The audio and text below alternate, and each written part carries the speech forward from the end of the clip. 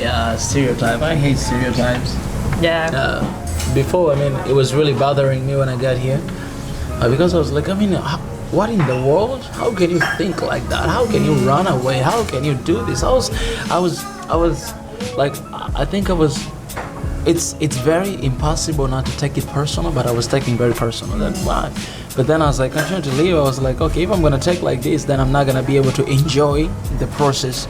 And I should not see this as a problem, but I should see this as an opportunity for me to bring young motivators and to bring knowledge of what you don't know. And that's what we've been trying to do. That is really awesome and really inspiring.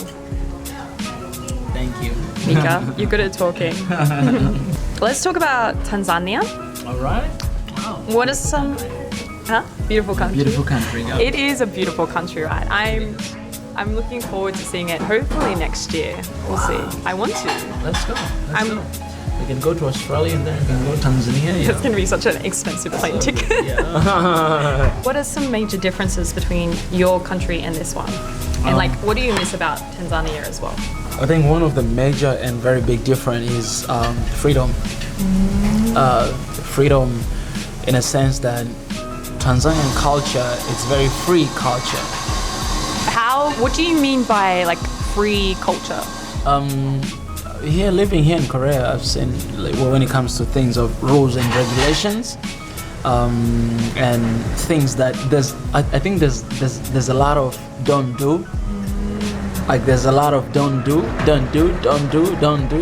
and sometimes you don't even know the reason why. Okay. Because in this culture, you just need to respond to whatever elder is telling you not to do without any compromise. Without compromising or without arguing or whatever. But that's one of the things that we don't have back home in Tanzania. It's very free culture in a sense that not just about don't do, but it's about understanding. Yeah, and I think it comes into expectation a little bit as well, right? Mm-hmm. So, how? For example, I think it does come back to culture and the different expectations of both societies, I guess, and for Korea, the history behind Korea makes a lot of sense with what the don't do's now. Right. So, but that is obviously a major difference. It's a major difference that you can. Back home, you can be friends with anyone. That's freedom. You can be friends with old people. You guys are pretty friendly anyway, as it is. Honestly, my Tanzanian friends, they're all very friendly people. Oh, that's so good. You give a very good impression of Tanzania. Yeah, she's Tanzania. Good job. Thank you. But so what do you miss about Tanzania then? I would say I miss my family. Yeah, that's when you have the cutest nephew, right? Oh man, I have a really cute nephew, man. I have a picture here, but maybe I'll send to you. Actually, let me show you. Nicola said, Hugh sent a picture today of Yule, baby Yule, and he's not my blood nephew, but I'm still that's my nephew, and I downloaded the picture that they sent me. This little baby is my brother's baby, and right now he's almost 1 year old. He's 1 year old already.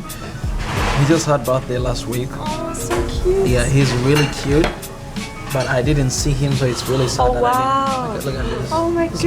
This is my little nephew. I'll put it. If you send it to me, I'll put it on the screen in the editing. Oh wow!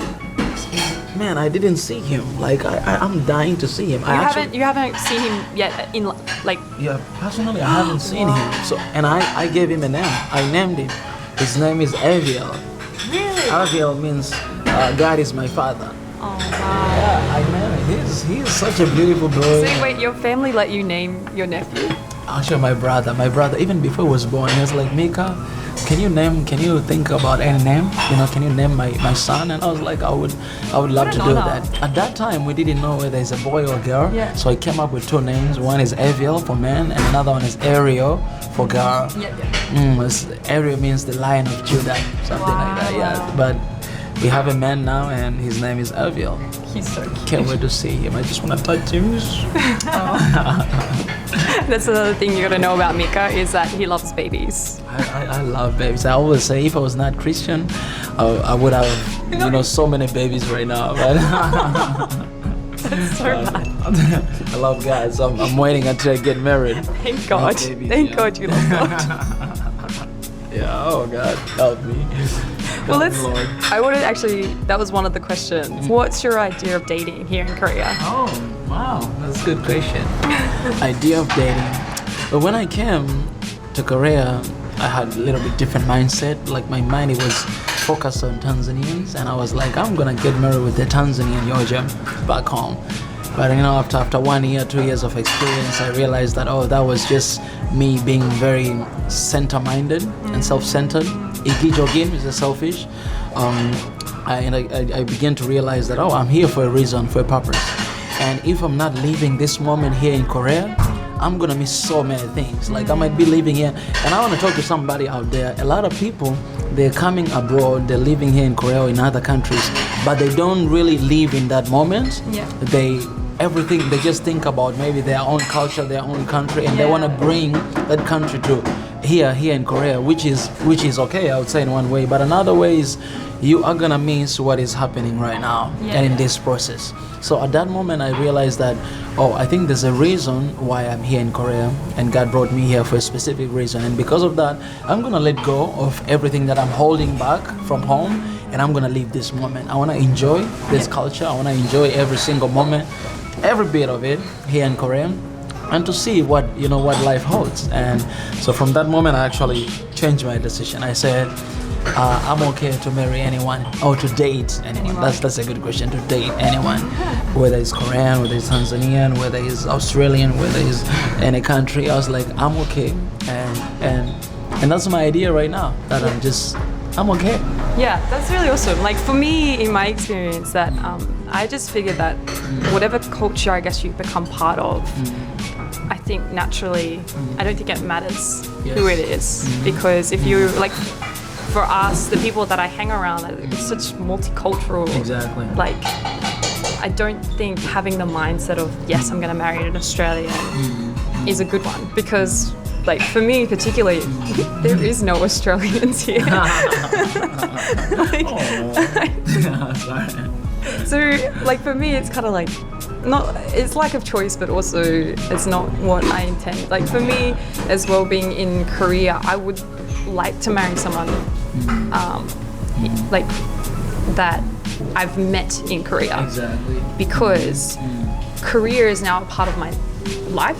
Exactly. That's and for me as well, like I want to have this memory of Korea, because I don't think I'll stay here, but I know I'll be here for a long time, exactly. right? And I could stay here, who knows? But like having that as part of my life, I think I don't want that to, if I marry someone that doesn't have Korea, that doesn't like Korea as much as I do, or like, has that experience of living here.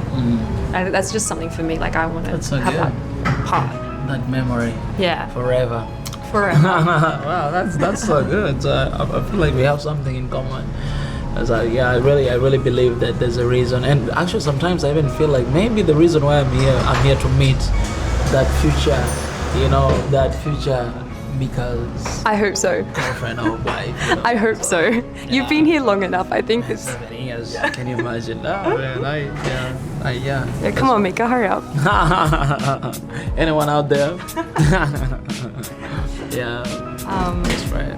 No, that was a really good answer. I think we're very similar minded, the two of us, in a lot of things. But one little thing that I might add, there's a very fine line between coming to Korea and bringing your culture and everything, like just living in Korea just physically, but your mind is back home.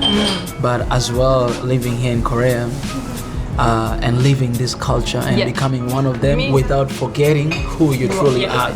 So there's a very fine line that, okay, you're here as a representative from your culture. At the same time, you're here as a bridge between these two places. So don't lose yourself into this culture and don't forget who you are. And don't just be 100% who you used to be and not really get into the rhythm of learning and growing in this new environment. And I think that's the thing with growing as well as a person, is that you are accepting, it's not like you can choose one or the other. It's more so like something that's healthy, I think, is making it come together. Exactly. As well. That's good. Like, be proud to be, like for me, be proud to be Australian, but also be proud to take up Korean culture and accept that and learn more about it. You're living here, you may as well, right? That's so good.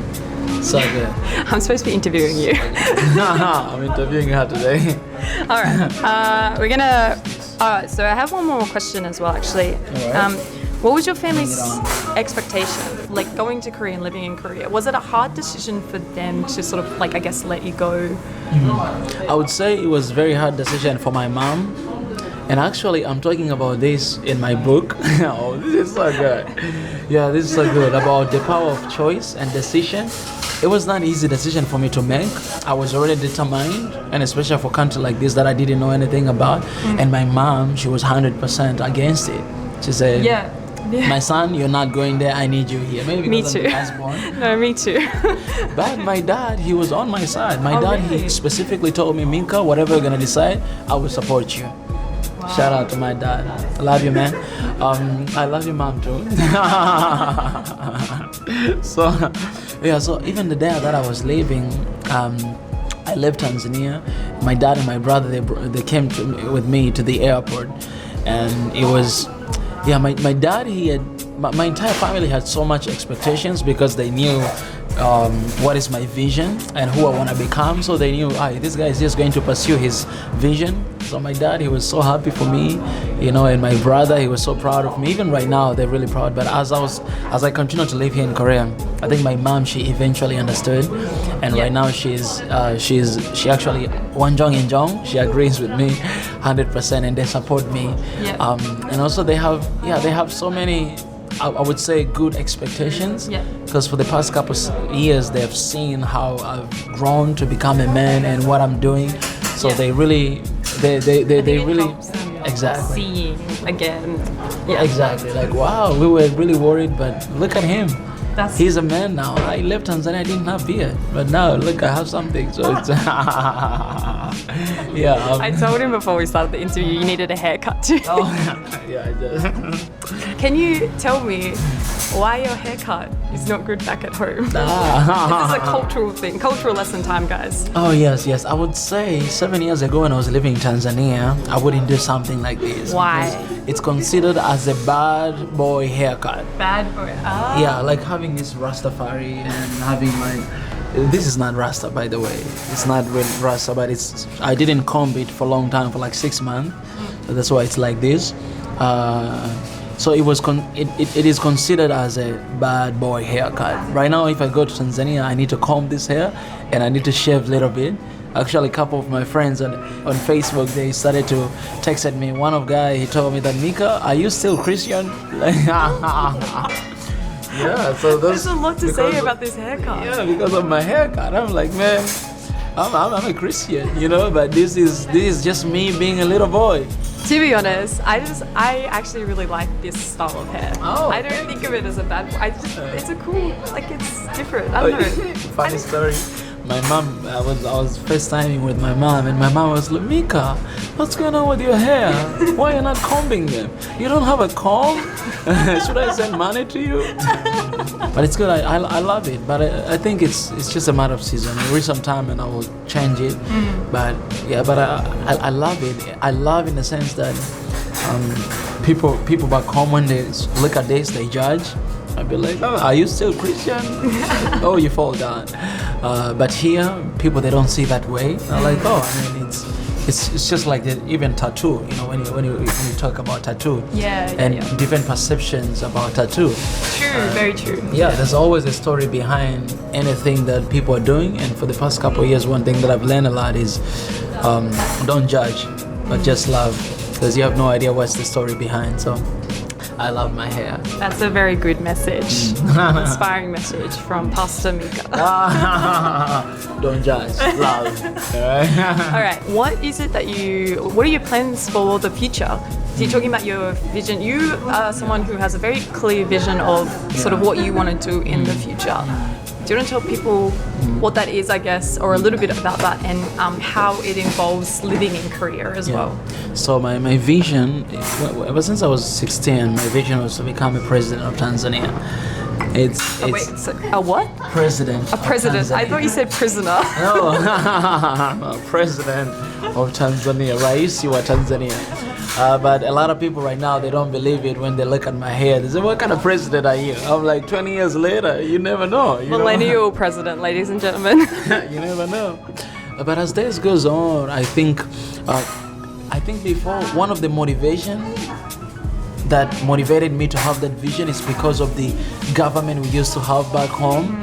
And so many problems and things that were going on, and I was like, man, I feel like I can do something better than this, because at that time I was always a leader in my communities or at school, and I was doing pretty good. No way, job. surely not. Not someone like you. Oh, so I was like, oh man, I think I can do something, later on in the future. But recently we have new president, and he's doing really good job.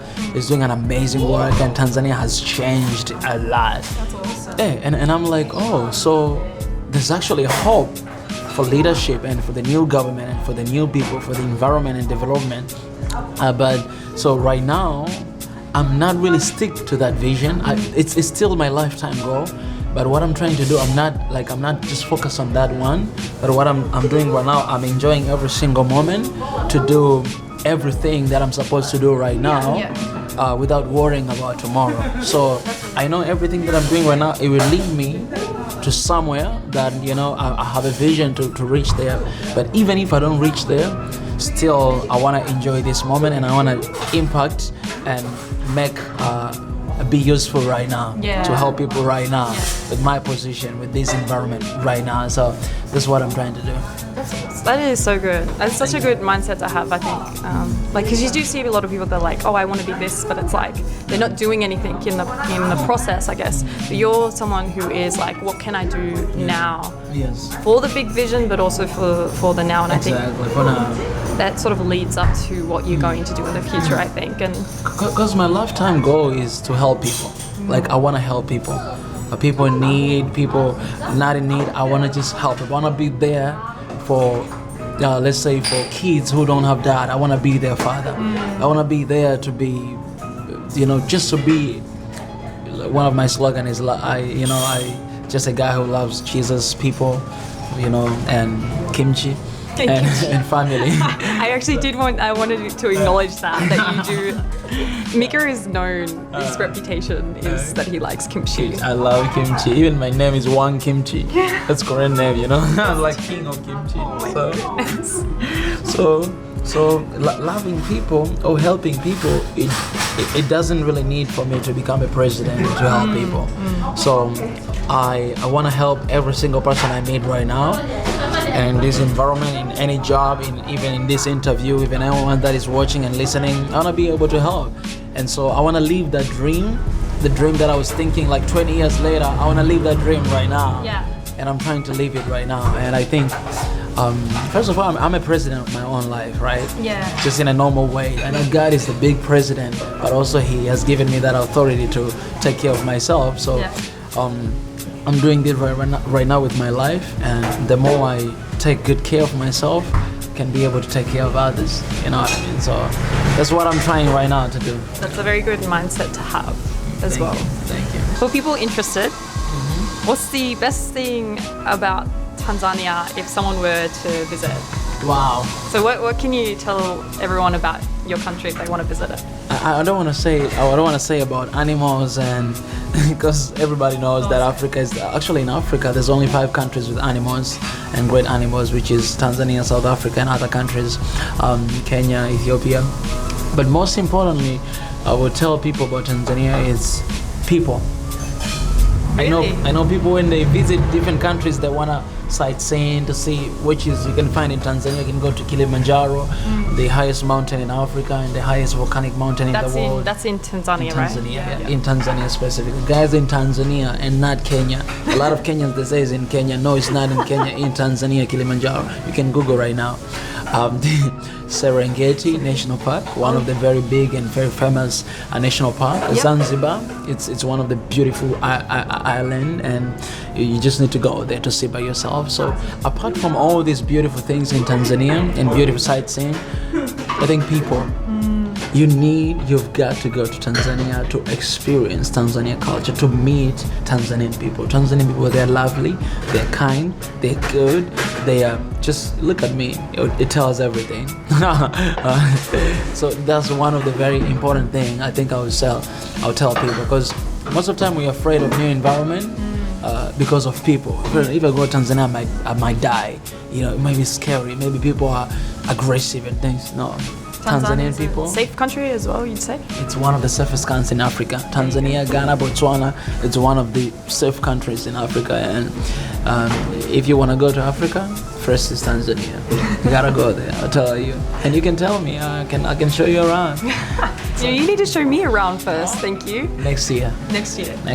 Okay. 2020. So anybody I want to meet your wanna nephew. go, we can go together. Oh, yeah, my nephew, yeah, definitely. You'll meet him, Eviel. Shout out to Eviel. Love you, man. That's awesome. All right. Well, that's sort of the end. No, that is the end of the interview.